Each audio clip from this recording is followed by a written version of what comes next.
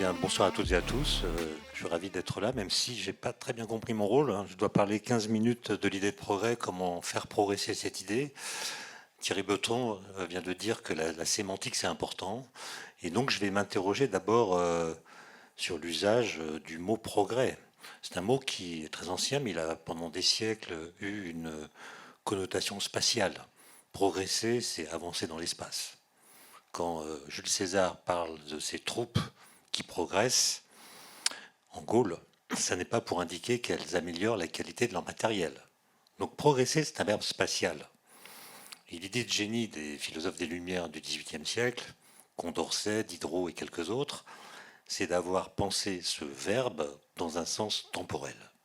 Si on peut avancer dans l'espace, on peut aussi progresser dans le temps. Et c'est là que l'idée moderne de progrès est advenue.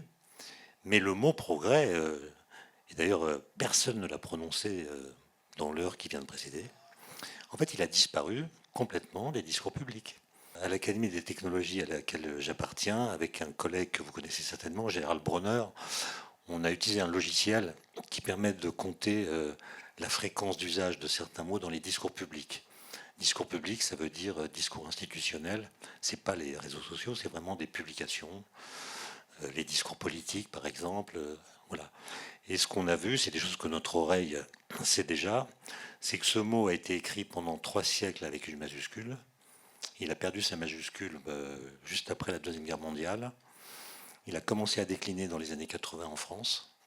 Au moment où réapparaît un mot très ancien qui avait été complètement abandonné, qui est le mot innovation. Le progrès qui décroît croise l'innovation qui monte en 2003. Et entre 2007 et 2012, donc en un quinquennat, le mot progrès est liquidé. Donc on pourrait se dire, c'est simplement une permutation de mots qui sont synonymes. On parle du progrès aujourd'hui de façon plus moderne qu'auparavant, puisqu'on utilise le mot innovation. Et ce que je vais vous montrer rapidement, c'est que c'est faux, en fait. Que notre façon de parler de l'innovation ne rend pas justice à l'idée de progrès et même la contredit. Alors, ça demande quelques évocations étymologiques. Le mot innovation, il apparaît pour la première fois au XIVe siècle dans le vocabulaire juridique. Une innovation, pour un contrat, c'est ce qu'on appelle aujourd'hui un avenant. Donc, il y a des choses qui changent dans les périmètres du contrat. On rédige une innovation pour que le contrat demeure valable. Donc c'est signe de mauvais signe. C'est-à-dire que l'innovation, elle est d'emblée associée à un principe de conservation. C'est ce qu'il faut changer pour que ça ne change pas. Le mot circule dans le vocabulaire politique, il arrive chez Machiavel, dans Le Prince. Machiavel explique qu'un prince qui a le pouvoir ne doit pas innover politiquement. Il n'y a aucune connotation technique dans ce que je dis pour l'instant. Un prince qui a le pouvoir, il doit faire des enfants, des guerres, des réceptions, aller à la chasse, c'est tout ce qu'on lui demande. Donc il ne doit pas innover. Sauf, dit Machiavel, si son pouvoir est menacé. Et celui qui va associer pour la première fois l'innovation et la technique, c'est un certain Francis Bacon, auquel d'ailleurs Kant va dédier la critique de la raison pure, qui écrit un livre en 1632 qui s'intitule Essais et conseils civils et moraux, dans lequel il y a un chapitre qui s'appelle l'innovation. Très court, où il parle d'innovation technique. C'est un chapitre traduit en français moderne que je donne à lire à mes étudiants qui sont dans une école d'ingénieurs. Et je leur demande, après qu'ils se soient réunis en atelier, de me dire qui a écrit ce texte et quand. Les uns me disent Jacques Attali, d'autres Alain Minck. Et puis cette année, on m'a sorti Bruno Le Maire au motif qu'il est devenu écrivain. Ça veut dire que en 2025, on parle de l'innovation comme en 1642. C'est-à-dire bien avant le siècle des Lumières. En fait, c'est quoi la différence entre l'innovation et le progrès? C'est que le progrès, Thierry Breton a parlé de confiance. Le progrès, c'est une confiance à la fois dans nous et dans le temps qui passe. C'est l'idée que le temps qui passe est notre allié. Il est complice de notre liberté et notre volonté. Donc croire au progrès, c'est un exercice intellectuel d'abord. Ça consiste à configurer le futur à l'avance, comme vous le faites en tant qu'investisseur, d'une façon qui est crédible et attractive. Crédible parce que le progrès, c'est pas l'utopie. Il ne s'agit pas de penser un monde qu'on ne peut pas atteindre. Et il faut que ce soit attractif parce que le progrès n'étant pas automatique, il faut travailler pour le faire advenir. Comme disait Kant, croire au progrès, ou l'idée de progrès, c'est une idée doublement consolante et sacrificielle. Elle est consolante une première fois parce qu'elle nous fait penser que nos enfants, nos descendants vivront mieux que nous. Mais, ajoute-t-il, elle est aussi consolante par le fait qu'elle donne un sens au sacrifice qu'elle impose, puisqu'il n'est pas automatique. Il faut travailler. Il dit même, il faut sacrifier du présent personnel au nom d'un futur collectif. Donc il faut une philosophie de l'histoire. Il faut penser le temps à l'avance. Il faut fixer un axe du temps. Donc le temps, pour quelqu'un qui croit au progrès, le temps est constructeur. Alors que l'innovation, je ne parle pas de l'innovation en elle-même, je parle des discours dans lesquels on l'insère, s'appuient tous sur l'idée d'un temps corrupteur. C'est ce que dit Francis Bacon dans le texte que j'ai cité. Le temps qui passe, en passant, dégrade les situations et augmente la gravité des défis qu'il faut relever. Et l'innovation technique est ce qui permet d'empêcher que le mal à la fin l'emporte. Et nous, on parle de l'innovation aujourd'hui exactement comme ça. L'un d'entre vous a dit tout à l'heure, parce qu'il y a augmentation de la puissance, on est obligé d'innover. L'innovation est une obligation. Si on n'innove pas, on meurt. Alors que l'idée de progrès, c'est on n'est pas obligé de travailler au progrès, mais si on le fait, c'est mieux. Ce n'est pas une obligation. Et donc, il y a dans le mot, dans la façon de parler d'innovation, quelque chose d'assez mortifère. Et je pense, moi, qu'il faudrait changer ça. Je le vois auprès de mes étudiants ingénieurs. Ils ne sont pas du tout dans la même disposition que ma génération, qui, elle, adolescente dans les années 70, entendait parler de l'an 2000 tous les jours, d'une façon crédible et attractive.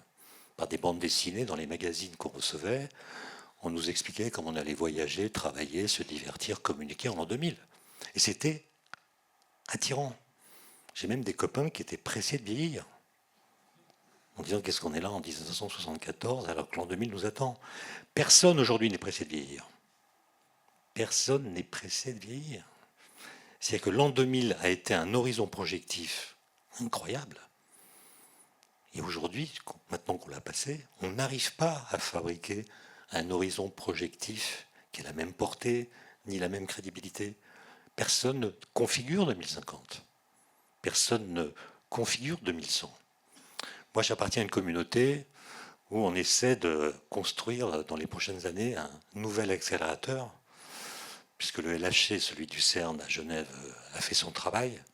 On a découvert le boson de Higgs, mais on veut voir au-delà, à des énergies plus élevées. Donc on a dessiné une machine qui s'appelle le FCC, le collisionneur du futur circulaire, qui fera, s'il est construit, 92 km de circonférence. Il va passer en partie sous la Clément. Il va tangenter la chaîne des Aravis, pour ceux qui connaissent. Et s'il est décidé dans les prochaines années, il donnera ses premières collisions électrons-positrons en 2050 et en proton-proton en 2070. Quand on en parle, on reçoit des remarques qui n'ont rien à voir avec celles qu'on recevait pour le LHC, qui lui provoquaient de l'enthousiasme, de l'impatience. Là, les gens nous disent, mais à quoi ça sert Et puis en 2070, est-ce qu'il y aura encore des gens Il fera 3 degrés de plus. Est-ce que la question de savoir si le boson d'Higgs a des partenaires chargés va transcender les populations? Enfin, voilà. C'est l'idée qu'on n'a même plus le droit de penser le long terme au motif que les urgences du présent deviennent terribles. C'est comme s'il y avait un rabattement sur le monde. Ce que j'appelle le monde, c'est pas l'univers, c'est le monde dans lequel on vit, la Terre. Voilà, on est là avec des problèmes, l'atmosphère. C'est le monde dans lequel nous sommes prisonniers, sauf si on est astronaute. Et ce monde nous soucie à court terme.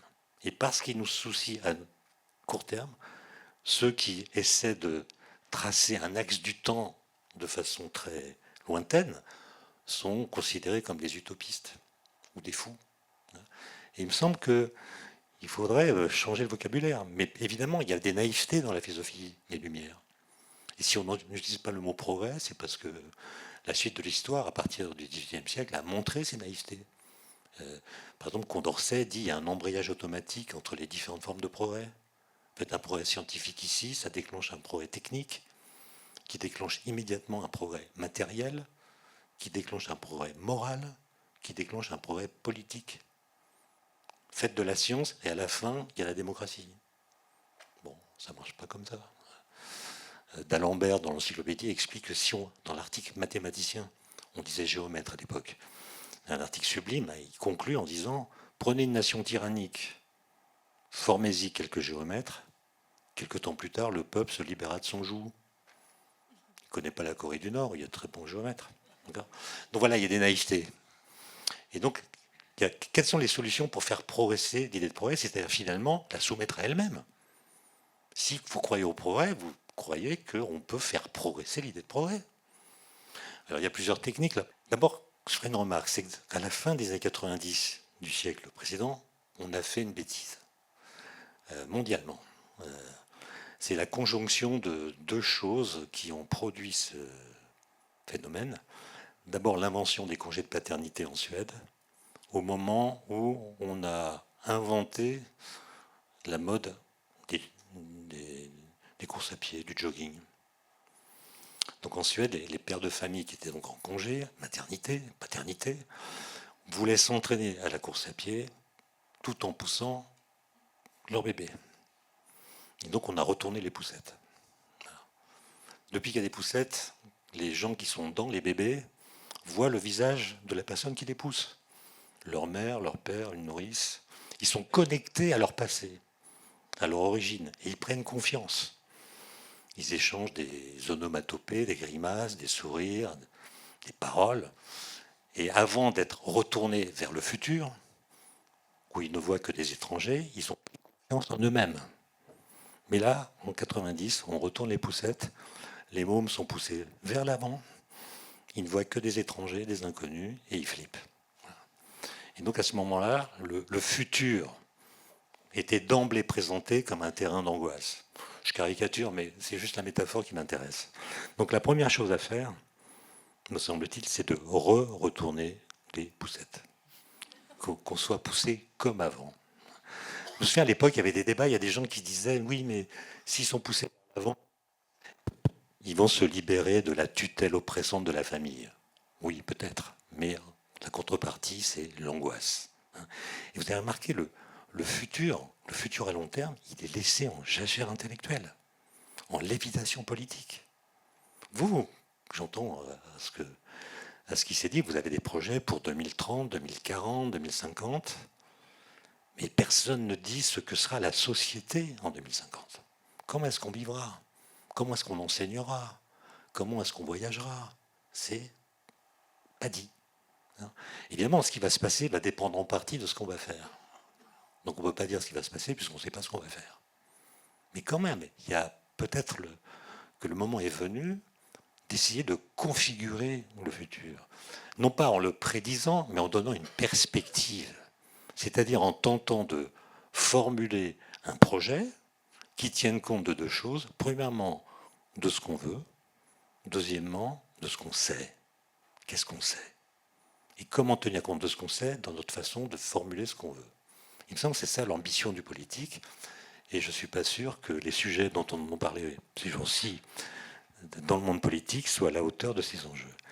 Et puis l'autre solution, c'est peut-être d'essayer de faire une expérience de pensée, comme on aime faire en physique. C'est-à-dire imaginer qu'on mette dans une capsule temporelle les pères fondateurs de l'idée de progrès, donc les philosophes français des Lumières dont j'ai cité les noms, on les met dans une capsule temporelle et on les fait débarquer chez nous en 2025. Condorcet, Descartes, Diderot, etc. Évidemment, on ne va pas tout leur montrer d'un coup, parce qu'ils vont devenir fous. Il y a eu trop de changements, et notamment trop de bouleversements qui rendraient à leurs yeux notre monde complètement incompréhensible. Donc il faut imaginer des étapes. Chacun d'entre vous pourra proposer un circuit touristique, et en fonction des étapes que vous aurez imaginées, tenter à partir de ce qu'ils ont écrit de déduire les réactions qu'ils auraient devant telle ou telle situation. Par exemple, vous pouvez emmener d'Alembert dans une classe de terminale, suivre un cours de mathématiques. Il va être ébahi. Parce qu'il va voir qu'on apprend aux élèves de terminale des mathématiques que lui ne connaissait pas. Calcul matriciel. Je ne dis pas que les élèves de terminale sont meilleurs que d'Alembert en maths. Je dis qu'ils connaissent ces élèves des mathématiques que d'Alembert ne connaissait pas. Puis découvrir que l'école est obligatoire en France, ce qu'il n'avait pas imaginé.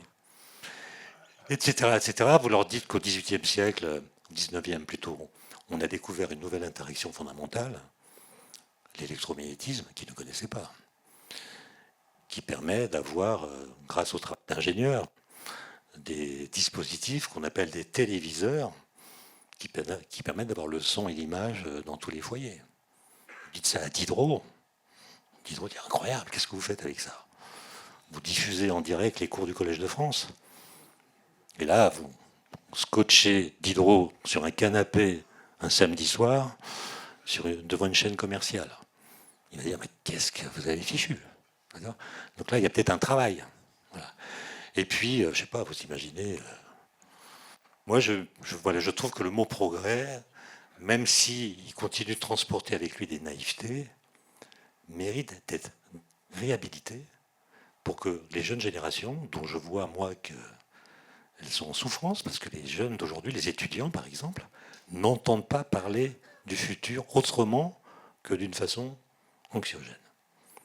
Et ça les met dans des états psychologiques dont on parle beaucoup, mais que moi je mesure en lisant leurs copies.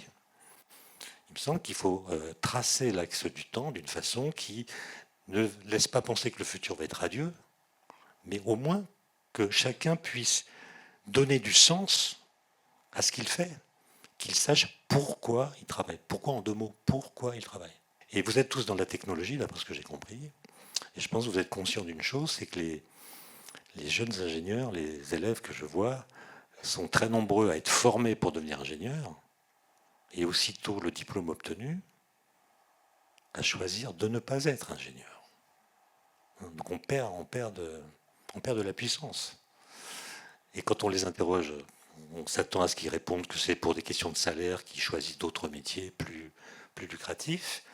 Mais en réalité, quand ils s'expriment après avoir discuté entre eux, ils révèlent qu'ils souffrent de ce que Günther Anders, un philosophe des techniques, appelait une honte prométhéenne. Une honte prométhéenne. C'est-à-dire qu'ils se sentent incompétents dans les domaines technologiques dont ils voient qu'ils évoluent tellement vite qu'ils sont immédiatement déclassés dès lors qu'ils se sont formés. Et je pense que là, il y a un sujet de réflexion pour tout le monde. Merci pour votre attention.